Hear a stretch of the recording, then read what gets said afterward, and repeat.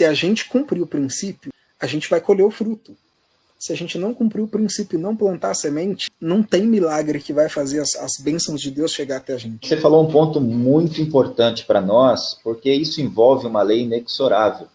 Uma lei inexorável da teologia, uma lei inexorável da natureza, chamada lei da semeadura e da colheita. E essa lei, ela é inexorável, porque ela não pode ser mudada. E essa lei está em todos os âmbitos. Está no âmbito espiritual, está no âmbito físico, está no âmbito psíquico, está no âmbito social e também está no âmbito financeiro. É impossível você colher um fruto de uma terra se você nunca plantou. Olha o que Provérbios diz. Provérbios 11, 24. Alma generosa engordará, e o que regar também será regado. Nota a expressão de Provérbios. A alma generosa engordará, e o que regar também será regado. O que o texto está dizendo? Aquilo que eu faço acontecer a uma pessoa, Deus fará acontecer a mim. Ou seja, a lei da semeadura e da colheita.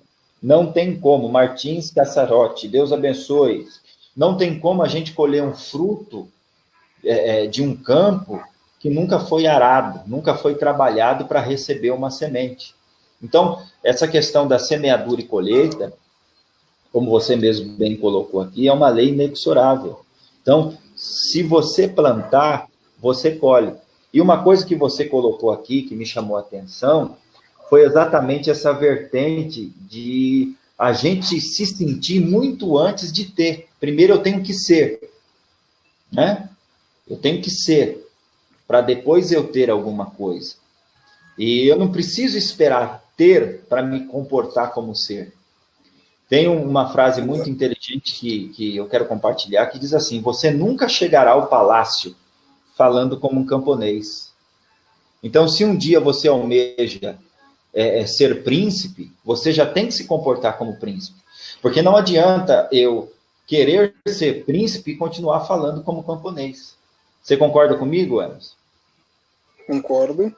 E teve 2 pontos que você colocou aí, Anselmo. É importante as pessoas entenderem. E isso pode chocar, tá? Algumas pessoas, mas não se escandalize com o que eu vou dizer. Que você falou sobre lei da semeadura, sobre a gente plantar, e sobre generosidade. E se a gente estudar a história das pessoas mais bem-sucedidas do mundo, da história, os principais milionários, bilionários do mundo, talvez poucos deles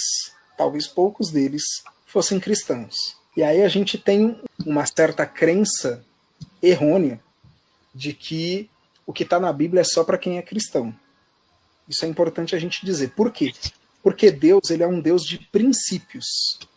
E quando a gente cumpre o princípio, o resultado e o fruto daquele princípio é aplicado na nossa vida. Então, eu não estou entrando no mérito aqui de salvação, eu não estou entrando no mérito de vida eterna. A gente está falando sobre vida financeira. Se a gente pegar as pessoas mais ricas do mundo, elas são as pessoas, primeiro, que mais semeiam e que mais são generosas. E aí, existem 2 coisas que são de extrema importância aqui. A primeira, elas semeiam em aplicações, em negócios, para fazer o dinheiro multiplicar. Mas o maior investimento que essas pessoas fazem,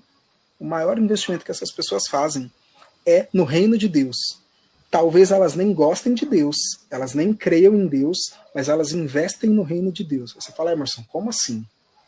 Como que as pessoas investem no reino de Deus sem nem ser cristão, sem nem gostar de Deus, talvez pode ser um ateu? E aí, a reflexão que eu quero trazer para você é: o reino de Deus é formado de coisas ou de pessoas? O reino de Deus e o corpo de Cristo são pessoas. E uma vez que alguém é generoso e investe na vida de pessoas, seja com pesquisa para a cura de uma doença, seja com roupa, seja com mantimento, não importa com o que seja. Quando você investe na vida de outras pessoas, você está investindo no reino de Deus. E quando você semeia no reino de Deus, Deus vai fazer com que isso volte para você. Então as pessoas mais bem-sucedidas existem sim, cristãos bem-sucedidos. Mas a gente precisa entender que não adianta a gente ser cristão e não cumprir o princípio, e esperar que quem não é cristão, mas cumpre o princípio, não seja abençoado. Porque o pastor Cláudio Duarte tem um exemplo que eu acho fantástico dele, que é o jovem que está na... E você que está na faculdade de novo, pastor, pode se identificar com isso, que é o jovem vai fazer o vestibular cristão. Aí ele não estuda, não se prepara, e aí chega no dia da prova, ele tampa o olho e ora, Senhor meu Deus, eu sou teu servo, e faz eu lembrar, eu ir bem na prova. E aí tem um cara lá, que talvez é satanista, é macumbeiro, sei lá que religião que ele é. Mas ele estudou, ele se esforçou, ele se dedicou, ele deixou o fim de semana dele para poder aprender, para gravar a matéria. E aí você acha que Deus vai honrar quem? Cara, é quem pagou o preço. É quem pagou o preço. Então, a gente precisa ter essa diferença, assim, e entender que se a gente cumprir o princípio, a gente vai colher o fruto. Se a gente não cumprir o princípio e não plantar a semente, não tem milagre que vai fazer as bênçãos de Deus chegar até a gente. Porque ele é um Deus de princípios.